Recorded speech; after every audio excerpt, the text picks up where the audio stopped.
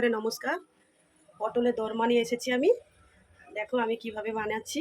সবার বাড়িতে তো সবাই বানাও, আমি কীরকম বানাচ্ছি একবার দেখাচ্ছি, তোমাদের সঙ্গে শেয়ার করছি। দেখো একবার, আমার তেলটা খুব ভালোভাবে গরম হয়ে গেছে।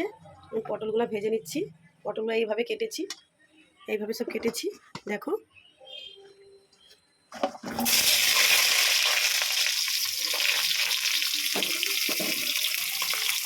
হালকা করে লবণ দিয়ে দিচ্ছি।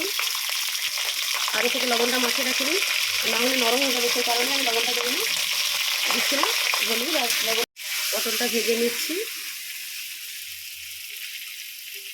দেখো তোমরা, দেখাচ্ছি আমার কতটা কি হয়েছে।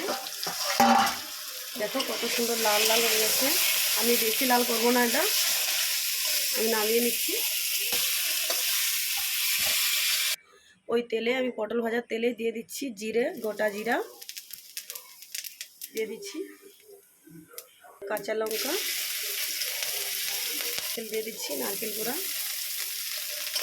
তবে নাড়তে থাকবো যতক্ষণ না তেলটা বেরোচ্ছে। পুরের জন্য মশলা বানাচ্ছি।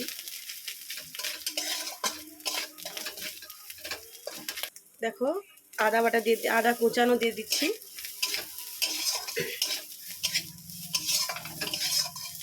কাজু বাদাম কুচানো একদম মিহি করে কুচিয়ে নিয়েছি।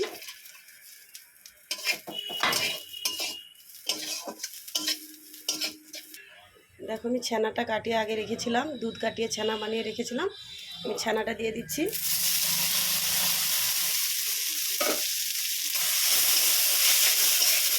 সিদ্ধ করা একটা আলু আমি এইরকমই করে নিয়েছি, ছোটো ছোটো করে একদম কেটে নিয়েছি ব্লেন্ডারে।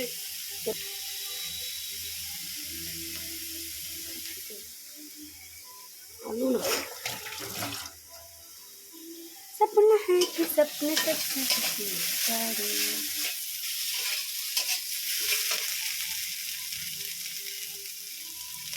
করে লবণ দিয়ে দিচ্ছি স্বাদ মতো, অল্প করে হলুদ দিয়ে দিচ্ছি। ব্লেন্ড করে রাখা পটলের বিচাগুলো আমি পেস্ট করে নিয়েছি, ওটা দিয়ে দিচ্ছি।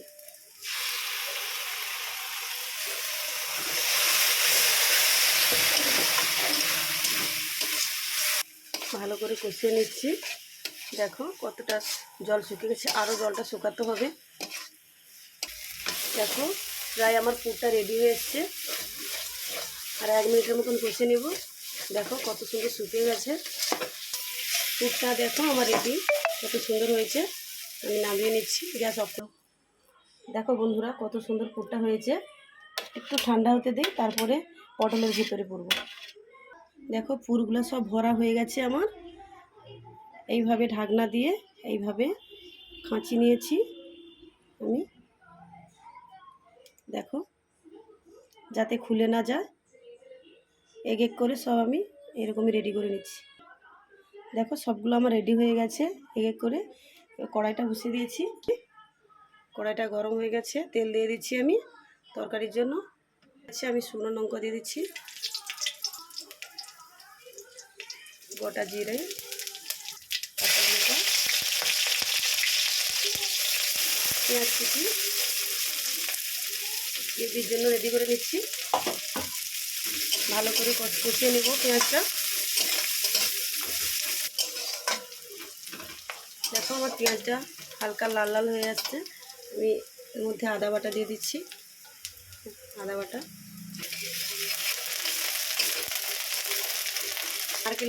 নারকেল গুঁড়া দিয়ে দিচ্ছি। কড়া থেকে তেল ছাড়বে ততক্ষণ পর্যন্ত অপেক্ষা করছি, আর মশলাগুলো আমি দিয়ে দেবো। সুন্দর রঙটা হয়ে আসছে। আমি হলুদ গুঁড়ো দিয়ে দিচ্ছি, লাল লঙ্কার গুঁড়ো অল্প করে দিয়ে দিচ্ছি, কারণ কাঁচা লঙ্কা দেওয়া হয়েছে।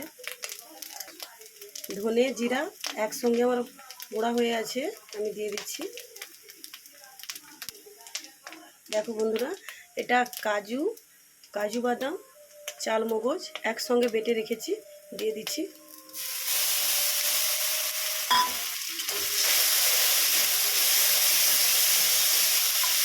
জল দিয়ে দিচ্ছি মশলাটা যাতে লেগে না যায়।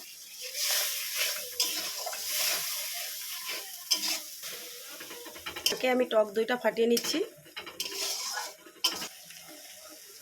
দেখো বন্ধুরা, আমার কি সুন্দর বাদাম আছে, চালমগজ আছে, কি সুন্দর তেল ছেড়েছে মশলাটা। দিয়ে দিচ্ছি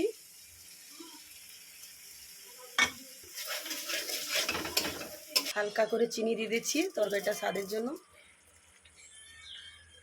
তো বন্ধুরা, কত সুন্দর আমার মশলা থেকে তেলটা ছেড়ে গেছে। এবারে আমি জল ঢেলে দেবো। জল দিয়ে দিচ্ছি, আমি মশলা জলটাই দিয়ে দিচ্ছি।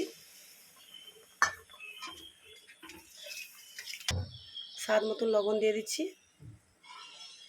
ঝোলটা আমার ফুটে গেছে, আমি পটলগুলো দিয়ে দেবো এক এক করে। ঢাকা দিয়ে দিচ্ছি।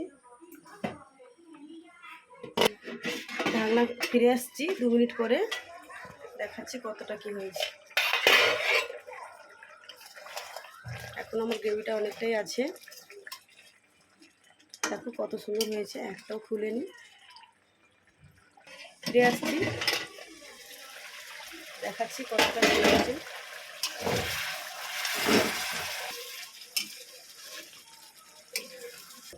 দেখো আমার রান্নাটা প্রায় কমপ্লিট। আর 1 মিনিটের জন্য থাকবে। গরম মশলা ঘি দিয়ে নামিয়ে নেব। রান্নাটা কমপ্লিট, গ্যাসটা অফ করে দিচ্ছি, আমি নামিয়ে নেব।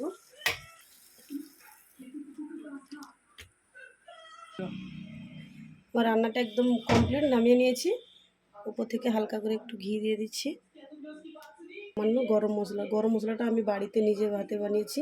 আমি কিনা বাজারের গরম মশলা ব্যবহার করি না, বাড়িতেই তৈরি করি।